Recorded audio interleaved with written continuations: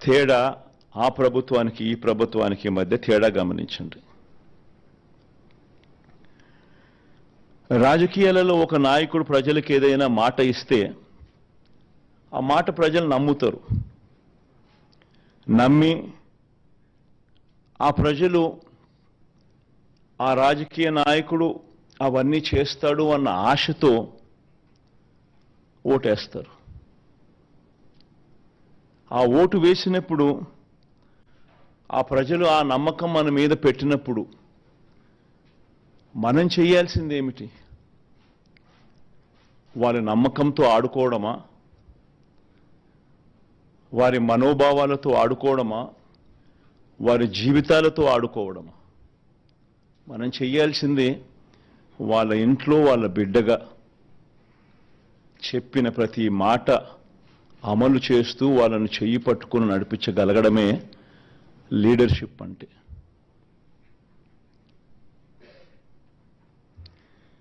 ఈరోజు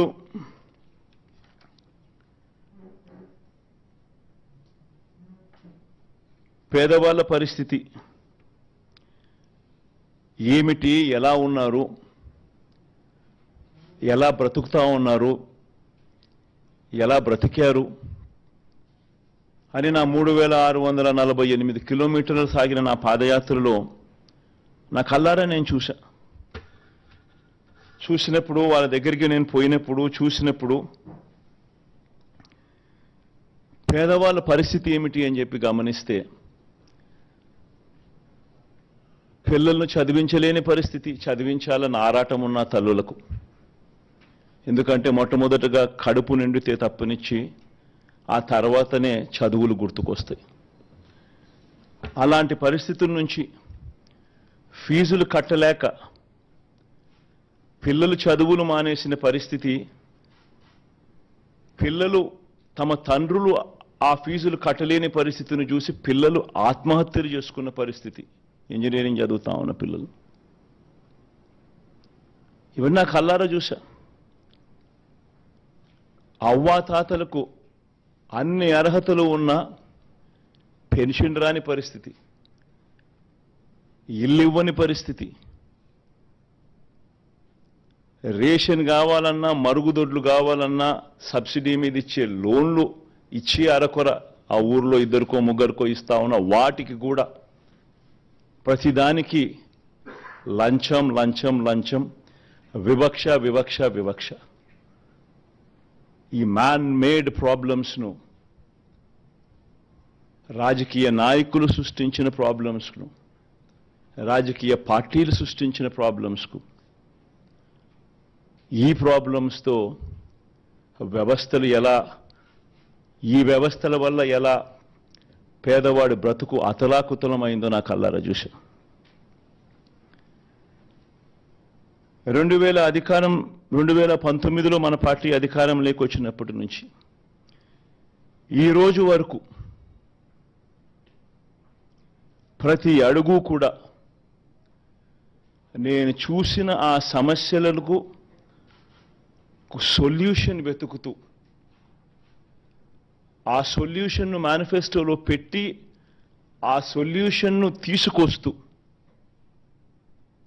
ఈ 58 నెలల పాలన సాగింది.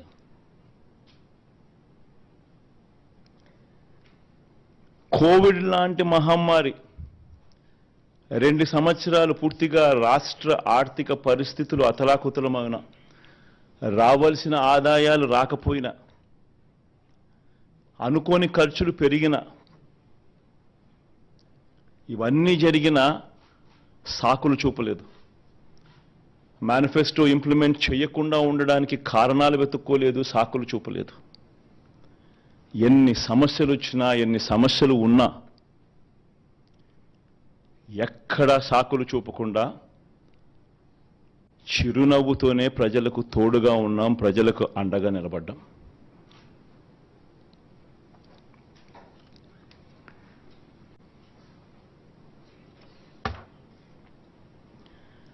మేనిఫెస్టో అన్నది ఇంప్లిమెంట్ చేస్తూ ప్రతి సంవత్సరం ఆ ఇంప్లిమెంట్ చేసిన మేనిఫెస్టోను ప్రతి సంవత్సరం ప్రజల దగ్గరికి పంపించడం జరిగింది. అడుగులు వేగంగా వేస్తూ జూన్లో మనం ప్రమాణ స్వీకారం చేశాం.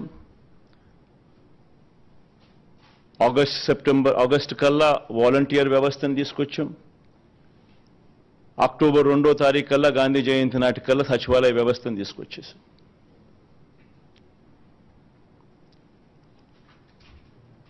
తీసుకువచ్చి గ్రామ స్వరాజ్యానికి అర్థం చెబుతూ ఎక్కడ లంచాలు లేకుండా, ఎక్కడ వివక్ష లేకుండా ప్రతి పథకము బటన్ నొక్కడం, నేరుగా నా అక్క చెల్లెమ్మల చేతికి వారి కుటుంబాల ఖాతాల్లోకి వెళ్ళిపోయే పరిస్థితి తీసుకొని రావడం. ఎవరైనా మిస్ అయిపోయినా కూడా వాళ్ళని జల్లెడ బట్టి ఎతికి మళ్ళీ వాళ్ళను మిస్సింగ్కి అవకాశం లేకుండా వాళ్లకు ఛాన్స్ ఇస్తూ మళ్ళీ వాళ్ళకు తోడుగా నిలబడ్డం. మొట్టమొదటిసారిగా బహుశా భారతదేశ చరిత్రలో బహుశా ఎప్పుడూ కూడా జరగలేదేమో, ప్రజలకు మంచి చేయడమే కాకుండా ప్రతి సంవత్సరం అది పంపించడమే కాకుండా ఎమ్మెల్యేలను కూడా ఎప్పుడో ఎన్నికలప్పుడు గడప గడపకు వెళ్ళడం కాదు, ఎమ్మెల్యేలను కూడా ప్రజల దగ్గరికి ముందుగానే, ఎన్నికలకు 2-3 సంవత్సరాల ముందుగానే వాళ్ళను కూడా గడప గడపకు తిప్పుతూ ప్రజలకు జరిగిన మంచిని ప్రతి ఇంట్లోనూ ఈచ్ ఇండివిజువల్కు, ఈచ్ హౌస్కు రాసిన లెటర్లు తీసుకొని పోయి ఆ ప్రతి లెటరు వాళ్ళే ఇచ్చి అక్క చెల్లి ఇవన్నీ జరిగాయి కదమ్మా సంతోషంగా ఉన్నారా అని చెప్పి ఎమ్మెల్యేలు సైతం వాళ్ళ దగ్గరికి వెళ్ళి వాళ్ళ బ్లెస్సింగ్స్, ఆశీర్వాదాలు తీసుకునే కార్యక్రమం బహుశా దేశ చరిత్రలో ఎప్పుడూ కూడా జరగల. 58 నెలల్లోనే అది కూడా జరిగింది.